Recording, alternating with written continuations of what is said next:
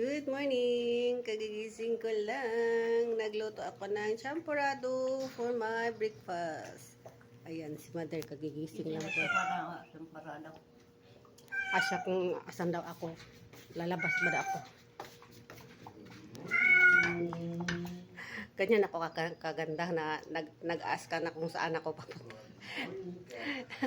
Lip serum lang ito. Ayan ang aking niluto na champurrado. 1 minute na lang. Pwede na. Luto na. Ayan. Okay na to. 1 minute na. Anuhin ko na yung apoy niya. Ayan. Tapos ito na ang aking preparation. Lagyan ko ng milk. Ayan. Milk. Tapos kay Dad, may sugar. Sa akin, walang sugar sa akin. Mag-champurrado ka na lang, mother. Doon, nanguha kape.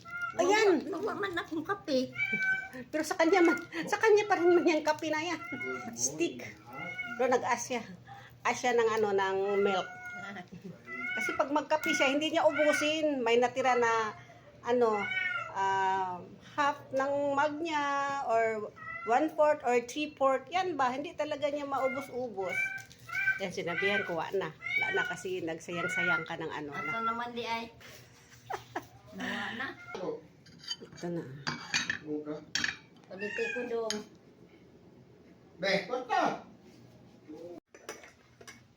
Ito na ang aking champurrado.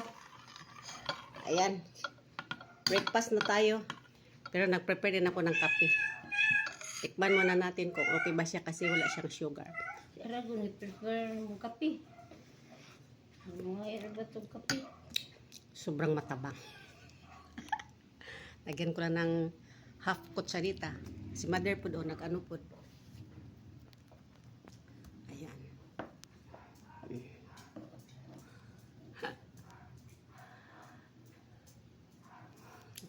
Champurrado po si mother. Ay, ani-ani sila RD.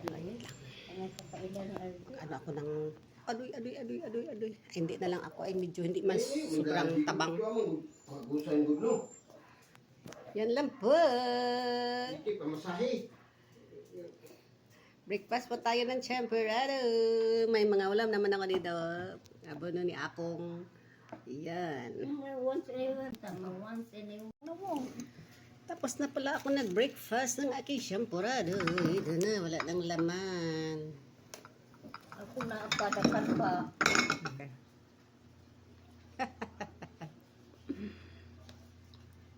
Takhan pa daw ka, mother. No.